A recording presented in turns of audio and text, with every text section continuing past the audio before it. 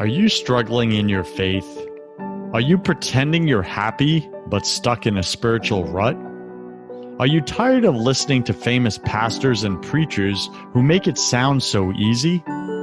Welcome to Broken Catholic, the #1 Protestant and Catholic voice in America. I talk about the important things that nobody else is talking about, like how to align with God's plan for your life, because I believe this is where 90% of Christians get stuck. And I tackle the negative self-talk that we all secretly struggle with but won't admit. My guests are brave Protestants and Catholics who share their struggles, their fears, and their daily holy habits that help them win in their spiritual lives. I'm your host, your coach, your friend, Joseph Warren. I'm also a broken Catholic and former atheist, and a spiritual coach to Christian business owners and CEOs who are married with children.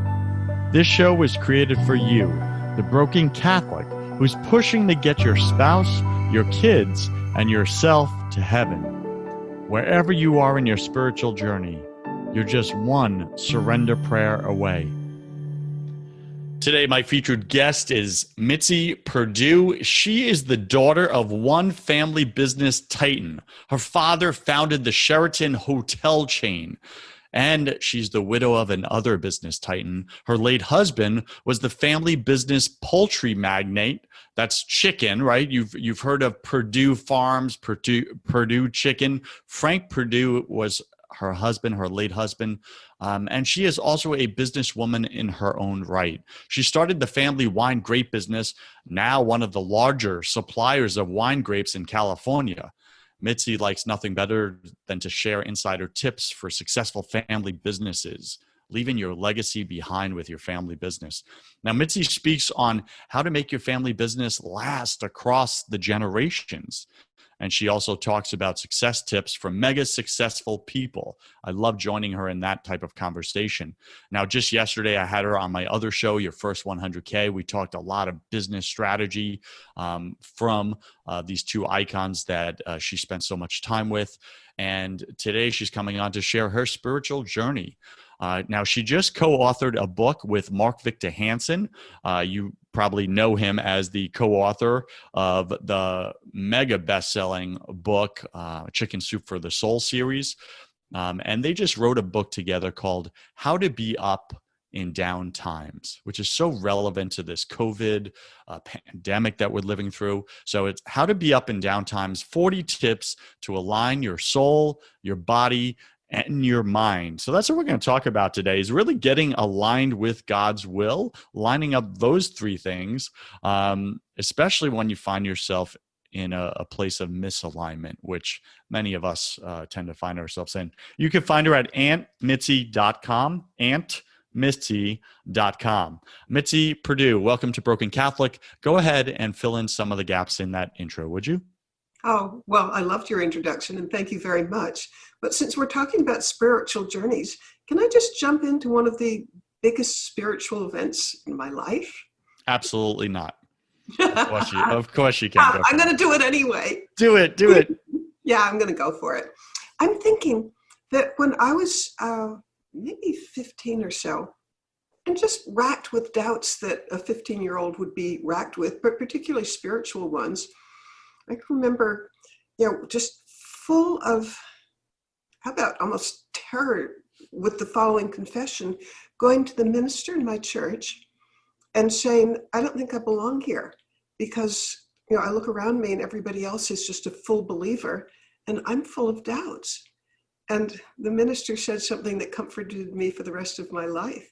He said, no, you belong here as much as anybody in the entire church because your faith is lively and struggling and full of energy that you get from really thinking about it. You're not just passively sitting there. And I loved that because for the rest of my life, when I'm struggling with doubts, I remember the minister saying, yeah, you belong here even so. What a beautiful reminder right out the gate, Mitzi. Thank you for that wisdom. That BC Nation, if you are wrestling with your belief in God, with your your faith, with your spiritual journey, then Mitzi's reminding us through her pastor that your faith is very much alive. The wrestling is the aliveness. Yeah. I mean, I loved it. Wait, the conversation actually went on a little further where he said that, he knows that a certain percentage of the people in the church are just there because they're supposed to be. And, they're not engaging with it. And so he congratulated me for engaging with it and making it alive. Mm. The Bible tells us that Jesus vomits the lukewarm out of his life, right? The lukewarm, the passive, the ones just sitting there, not engaging, not wrestling, not growing, not going deeper with him. So I think it's brilliant. So BC Nation, if you find yourself in that place, this show is for you. This episode is for you specifically, right? Because Mitzi just launched us right into that. So Mitzi, so you're 15, around 15 years old. You have that faith wrestling moments going on. And what happened next? Like, first off, let's go back for a second. What faith denomination were you raised in? Because that always gives some nice context for our audience. Okay, I was raised Episcopalian and absolutely loved it. And by the way, for those of our audience who haven't had my experience, I've spent a lot of time in Catholic services as well as Episcopalian ones. And I find them so close that I can barely tell the difference. I mean, I do know there are differences, but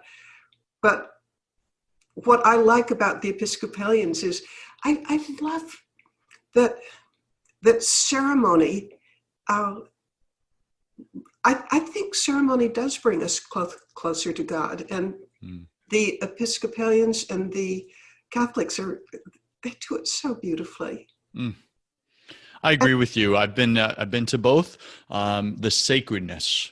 The sacredness is so present, right? And I know I go to a lot of my friends, different non-denominational churches, etc. And God bless them. And if you're non-denominational, this isn't a dig in any way. We're just talking about like the church itself. Like the buildings are very rectangular, very warehouse, very just vanilla.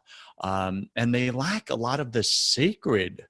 And that's what we want. Our heart longs for sacred when we go to worship the creator of the universe. And I know for some Christians, sometimes they look at a Catholic church or an Episcopalian church and they go, why are they spending all that money, making it look so pretty and beautiful and adorning it with gold and gold leaf and all that? Well, the reason why is because God's worth it. And in fact, that reminds me of conversations I've had with theologians, even with people who teach at divinity schools. And how about an almost lifelong quest for me is something that somehow you and I just got into, which is, I'm going to phrase it in the form of a question. You're the pastor of a quite large church. I mean, you've got, I'm going to say thousands of parishioners, and there's stains, I mean, great big ugly, like somebody spilled coffee on the carpet that's approaching like the altar. And say it's going to cost, I'm going to make up a figure,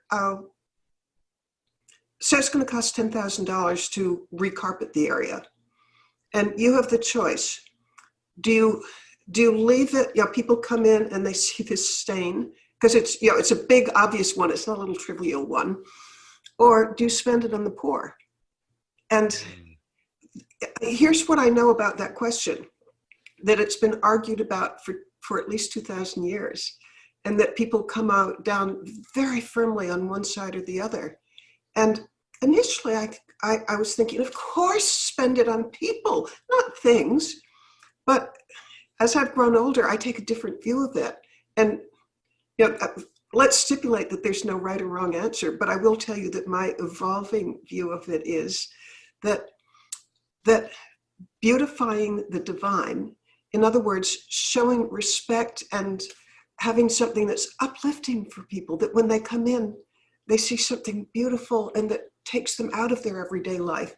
I think that's possibly a bigger gift to humanity than even giving food to the poor. I mean, of course, we want to do both, But in the way the question has been framed for a couple of thousand years is, do you spend it on making the beautiful cathedral or in feeding the poor? I like the contrast in that question.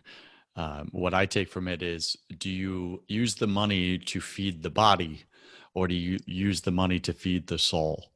You just, in my opinion, did it better than the theologians I've talked with, because you just went to the right essence of it. Are we feeding the body or the soul? That's really what it comes down to. So, not to go off too far on that tangent of beautifying a church and sacred space where we go to worship, but where we go to worship should look different than where we go to shop. It really should. It should not look like a Walmart. Sorry, it shouldn't, right? It should be beautiful. It should lift our soul to a higher place, out of self, out of ego, to say, hey, there's something bigger than me. There's someone bigger than me. Yes. I'm not God. He is. That's why his house looks different than my house. He's the king. Okay, I am loving this conversation because, yeah, a church should be different from a Walmart, and it is there to uplift us and make us. I mean, here's something else that I grew up with. I shared a childhood story, but in this school that I attended, one of the hymns that we sang was "Service to Man is the Road to God," and included in that was what Jesus said when you serve. I'm going to quote it wrong, but you know what I'm talking about. When you serve the least of people, you're serving me. Correct. And I want space that brings my mind, my soul, and my body as well, along with the idea that service to man is the road to God. I want to be uplifted. I want to do everything that I can to be the best steward of what I've been given. And church is inspirational. I agree with you so much. Listen, BC Nation, our lives are so busy. Your life is so busy. You have so many distractions. You have so much mundane, so much routine that you need something to snap you out of it and snap you into God, right? And sacred space does exactly that. And sacred space that is adorned and beautified does that because it caters to your five senses. Right? The smell, the sights, the taste, just all of it, the touch, right? There's something that lifts you, raises you out of the ordinary mundane of life so that it gets your attention and says, hey, you just walked in to something different. You just walked up to someone different. This isn't ordinary. This isn't mundane. This is a place for your soul to feel safe, and sacred space, I believe, does exactly that. Mitzi, go ahead. Oh, excuse me. I'm being rude. Bad Mitzi. No, but please. I'm done anyway. Just on the subject of sacred spaces, I have a theory of life, which is one of the greatest gifts that at least in this earthly plane, that we can give each other is inspiration. And a church provides us with inspiration. And why inspiration seems so important to me is it gives us direction, it gives us energy, and that's why sacred spaces, why at age 79, I'm now ready to say, yeah, I'd spend the money making the carpet clean, because I think feeding the soul is even more important than feeding the body. I agree with you. Listen, the body corrupts, people. The soul is eternal. Which is the better investment? But on the other hand, I do recognize that this argument has been going on for millennia, so Sure. And it's not a right or wrong answer. But this is just where, at this age, it seems to me that I want the soul uplifted. And there's the possibility that somebody who's inspired by beauty and uplifting goes and, let's say it's a guy, and let's say it's a businessman. That businessman, because he's inspired and uplifted and wants to do more good in the world, maybe he feeds 100 people. Yeah, for sure. I agree with that. And I know for some of my Christian brothers and sisters, they create sacred space in their home. They actually build a little altar for their kids to pray to God and worship Him. And it's a room, it's a space that is separate from the rest of the house. It's a place to honor and glorify their creator, their maker, their God. And I think that's such a beautiful thing. And I'll see it in some of their homes, and I'm just like, wow, these people get it, My right? cousin does that. The cousin that I'm closest to, she has a little space in her house, which is her worship area. And I love it. Yeah, some people call it the war room. That's where they go to battle the demons and stuff, right? To battle evil. All right, let's shift the conversation here. So you're raised Episcopalian, 15 years old. You have the real conversation, the come to Jesus conversation with your minister. And then he gives you wisdom that has lasted you all these years. Where in your journey did you wrestle? Were you ever tempted to give up the faith? Maybe you hit a struggle or adversity where you did not see God present, you didn't believe in him, or maybe you blamed him for something that was happening. Tell us that story. Right. When my husband died in 2005, I've never been depressed before, and I didn't even really understand what depression meant. But I can remember, you said be real. I can remember I felt so bad and that I just couldn't take it. And I don't believe in suicide, so that was never an option. But I remember actually praying to the good Lord, could you send a lightning bolt this way and end it for me, please? And he didn't answer that particular prayer, thank goodness. But for, I would say, possibly a couple of years afterwards, I didn't welcome him into my life anymore, which was, in retrospect, that it was totally the wrong thing to do, but that's what happened. I mean, I think I could have described myself as an atheist back then. I've been there myself, so I get that completely. What was the shift for you? When did you let him back into your heart, and why? What instigated that?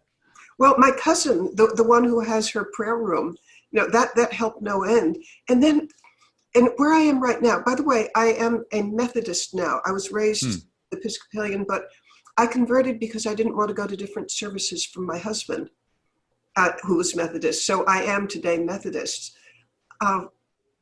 But I also don't see a whole lot of difference between the Methodists and the Episcopalians either. The Methodists, we have pretty much the same hymns and the same liturgy. So I wasn't giving up anything to become a Methodist.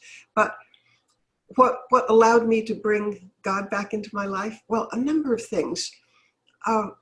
One of them, a big part, is Mother Teresa. And I actually write about this in the book that Mark Victor Hansen and I wrote, the book called Up. A quick story, or I hope it's quick enough for you. Go for it. Thank you. No, because I know it's terribly rude to monologue, and I'm guilty of that, bad Mitzi. Listen, I'm very good at cutting off my guests, so no worries there. Go for it. All right. Well, in the space of a couple of weeks, that's not true. In the space of 1 week, I read 2 biographies, and one was Napoleon Bonaparte and the other was Mother Teresa. Now, Napoleon Bonaparte had all the wealth, power, fame, money, women, territory that the world can give. He had all the world's goodies. Mother Teresa, in contrast, with her vow of poverty, the physical possessions that she owned were limited to 3 cotton saris and the sandals on her feet. And she spent her life serving the poorest of the poor.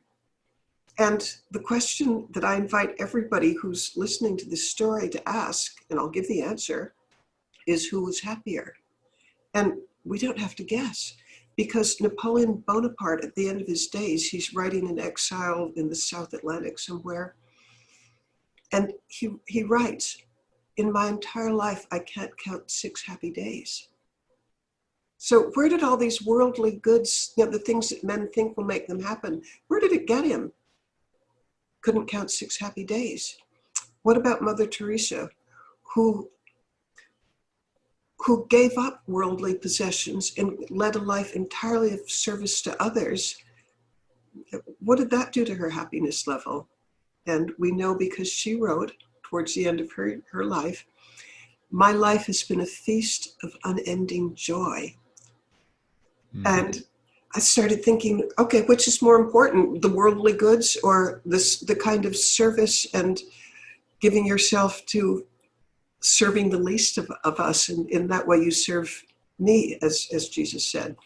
So the contrast between where a worldly life gets you and where a life of love and service and faithfulness to God, thy will, not my will, one brings happiness, one brings misery. And yeah, which do I want to be on? I think I'll take joy.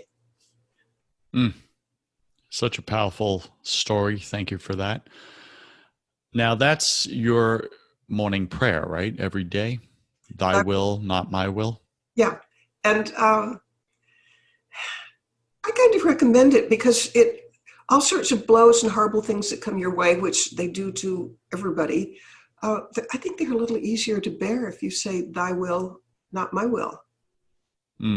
What do you do in the meantime when you have no idea what God's will is? I kind of figure that I do know what his will is. I think that this sounds so presumptuous, but nevertheless, it's what I feel. How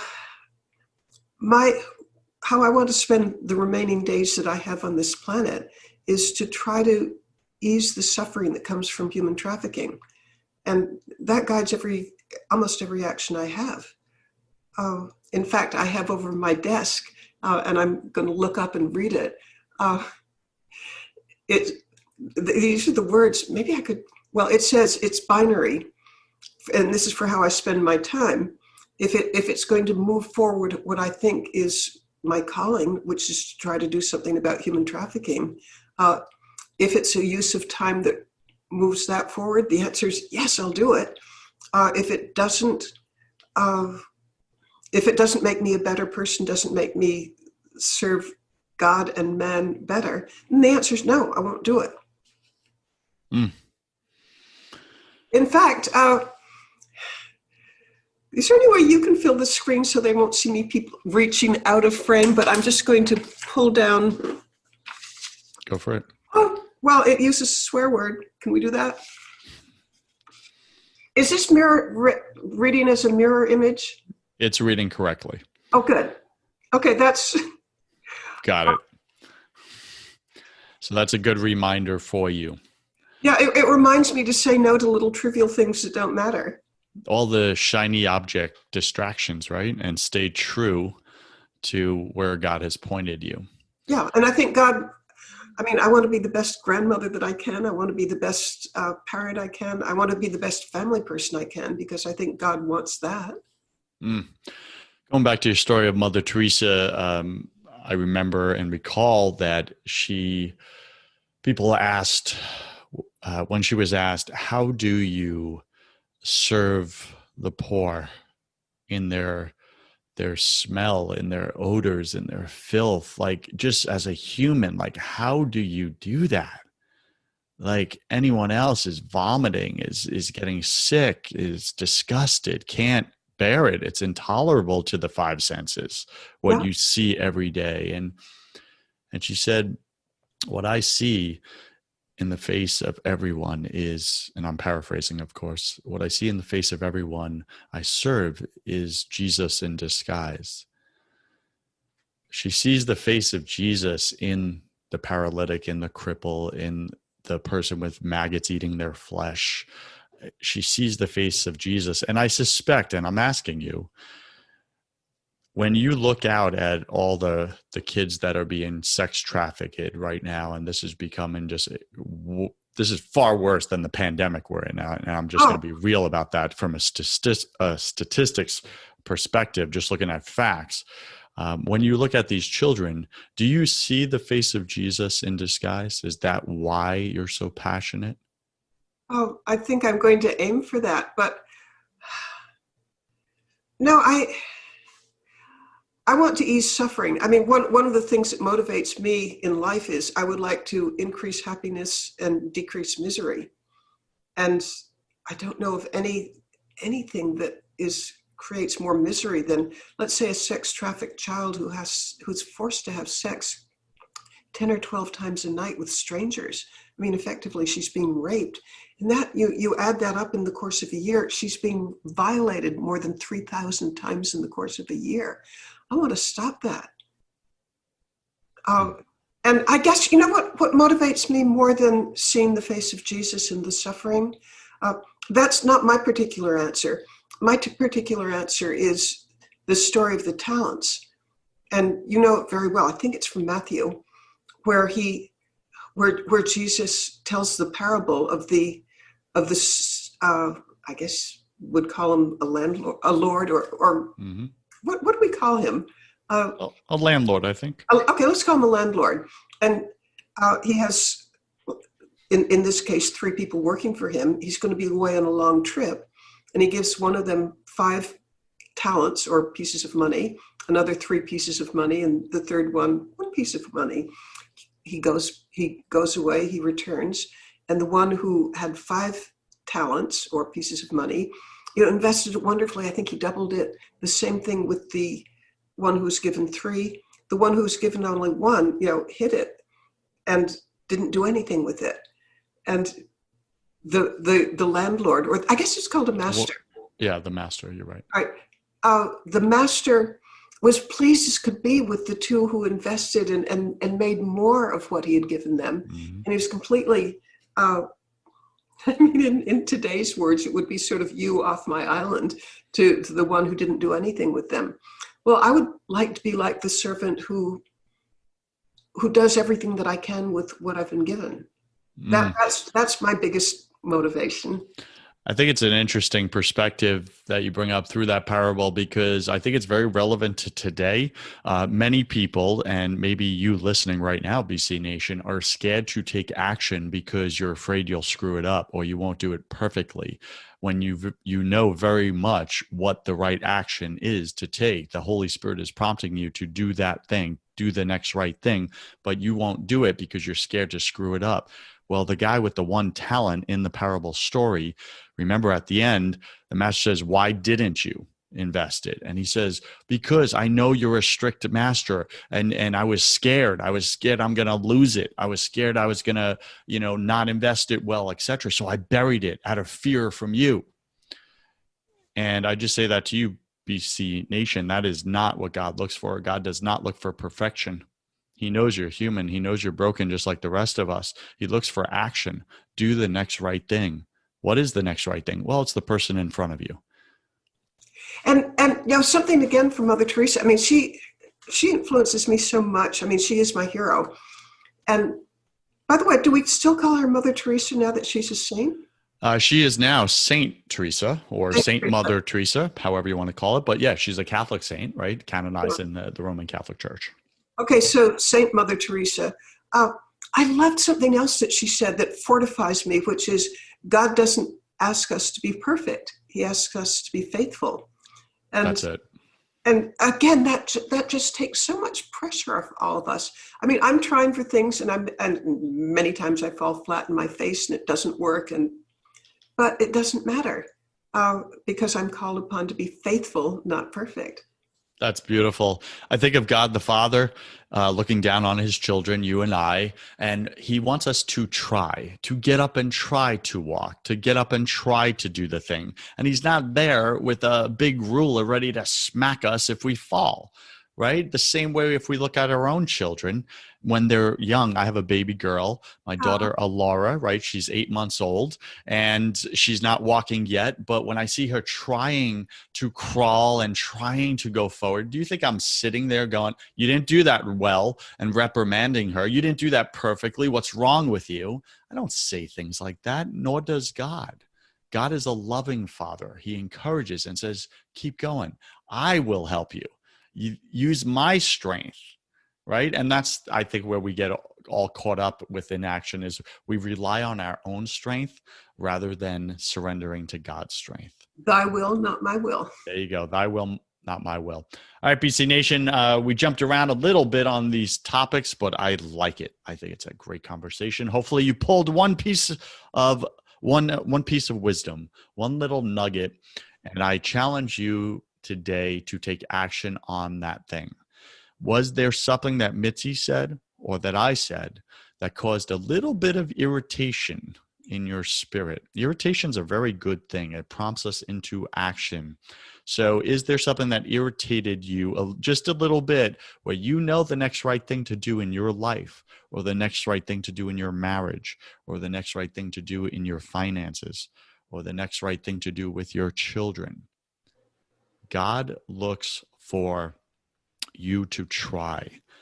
But first surrender it to him, surrender all outcomes and results, and then just go for it. Just go for it. He will fill in the gaps. So I hope you take on that challenge. We're speaking with Mitzi Perdue. You can find her at auntmitzi.com. Mitzi, welcome to my favorite part of the show. Now, yesterday you were on the business podcast, but today you're on the faith-based podcast. So welcome to the confession round. Ooh, okay. Doesn't that sound very Catholic? It's so good. Actually, it sounds kind of terrifying, but I'll go for it. Perfect. I mean, you started this show saying that you wanted me to be real. I'll do my best. Always, always. All right. So what's your favorite thing about God? Rock of Ages, something that I can fall back on. Strength. He's reliable, dependable, rock. What is your least favorite thing about God?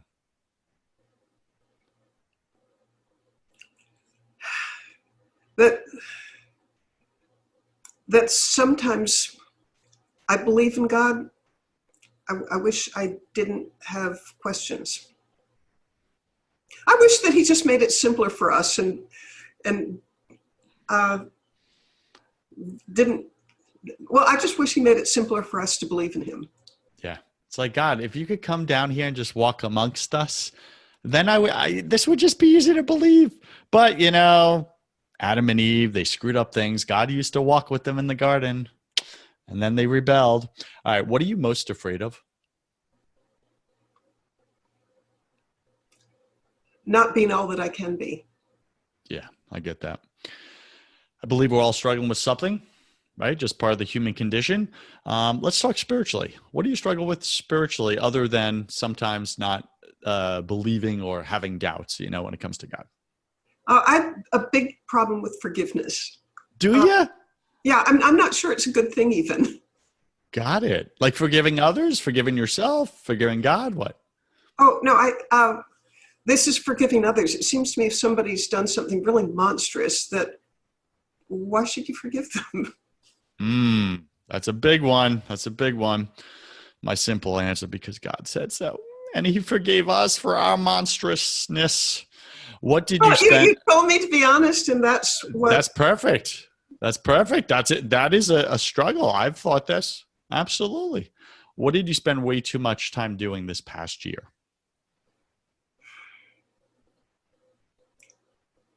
Worrying. What'd you say? Worrying. Worrying. Yep. What secret fear do you have about people? What secret fear do I have about people?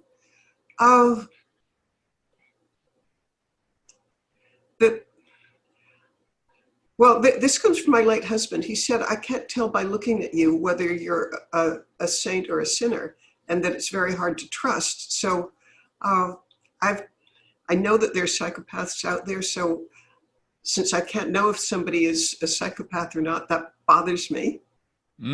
That's a big one. That brings up one of my new favorite quotes is, and I don't know who says it, maybe you do, but every every